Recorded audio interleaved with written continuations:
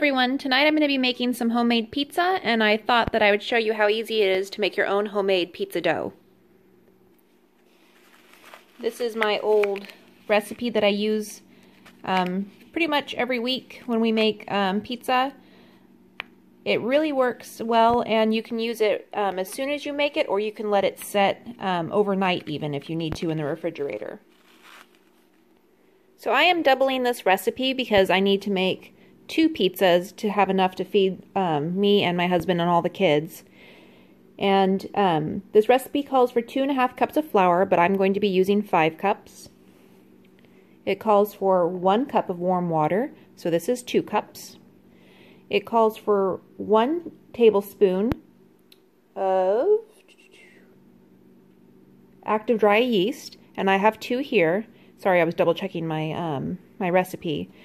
I needed 1 teaspoon of salt and sugar, so this is 2 teaspoons of each of those. And then this here is an optional add-in. I like to add Parmesan cheese and Italian seasoning to mine, so I'm adding a tablespoon of Parmesan cheese and just the Italian seasoning just to taste. I almost forgot that we're going to need 4 tablespoons of oil. And I'm just going to mix all of my ingredients in my stand mixer with the dough attachment.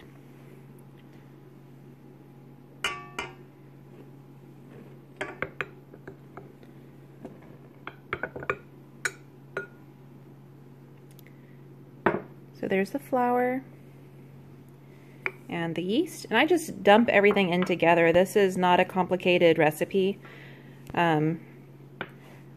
I don't like recipes that are too complicated. I like it to be just simple and easy, and as long as it tastes good, I'm fine. Okay, and then the warm water. And then I've just used warm tap water. I don't like to heat the water up because then it becomes too hot and it will kill the yeast. I've had good luck with just using the tap water. We have it set to where it comes out just the perfect temperature if I let it run for just a second. So I'm going to mix that up until it's all incorporated. And it looks like it's getting just about done. Okay, so I've removed the dough hook, and then I'm just going to cover it with a cloth and let it set for a while before I begin to roll it out. Alright, this has been rising for a while, and now I'm just going to incorporate some of this extra flour into it. It's a little rainy where we are right now, so the humidity is making the dough a little bit stickier than it normally is, so I'm just going to add a little bit extra flour as I go, just to kind of balance that out, and then I'm going to roll it out into a square to go on the pan. Okay, I've finished kneading the dough, and you can tell that it's not sticky anymore. So what I'm going to do is I'm going to use my bench scraper to cut it in half, and then I'm going to roll out 1/2 for a pizza for the kids and 1/2 for a pizza for my husband and I.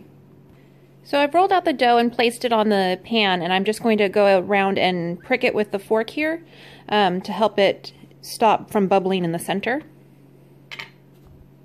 Okay, here's the second one. I'm about to roll it out. I wanted to point out that you might see some little brown speckles in here. I've switched over to whole wheat flour because I ran out of my white flour. I thought I had another bag of white flour, but it was a bag of whole wheat flour. So I don't mind having a little bit of the whole wheat through this. I sometimes make it only using the whole wheat flour, and we like that just as well.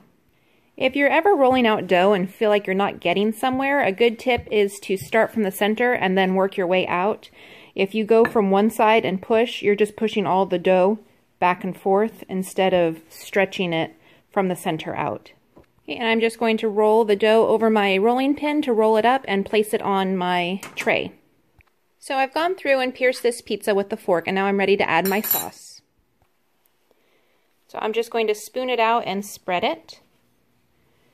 And you might be surprised to learn that the sauce that I use on my pizza is actually spaghetti sauce. I used to buy special pizza sauce, and then one day I found out I didn't have any in the pantry, so I decided to use the spaghetti sauce, and I ended up liking the flavor of this spaghetti sauce for a pizza much more than I liked the actual pizza sauce. And all of my family likes it, and we've even had guests comment on how good the sauce is. So that's my secret ingredient for doing sauce. Use the pasta sauce. And this is the Target brand Market Pantry traditional pasta sauce. Okay, I've added all my sauce, and now I'm just going to add cheese. And this is just pre-shredded cheese that I get at Costco. It's just the Kirkland brand, and it is the cheddar jack cheese mix. I pretty much use that for all of my shredded cheese needs. So I'm going to go ahead and incorporate all the cheese on top of this. Okay, I'm going to be adding my toppings to my pizza. We have sliced mushrooms, sliced onions, pepperoni, and olives.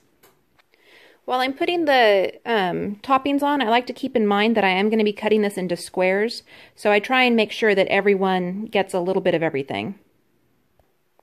So there it is with all of its toppings. I'm going to pop it in the oven. Okay, and here they are all done. This one was on the top rack and got a little bit darker on this one side than I would have liked it, but I think it's still going to be just fine.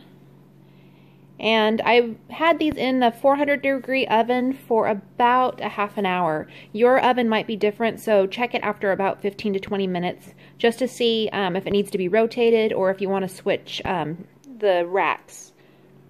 Okay, if you liked this video, please give it a thumbs up, and I'll talk to you again soon.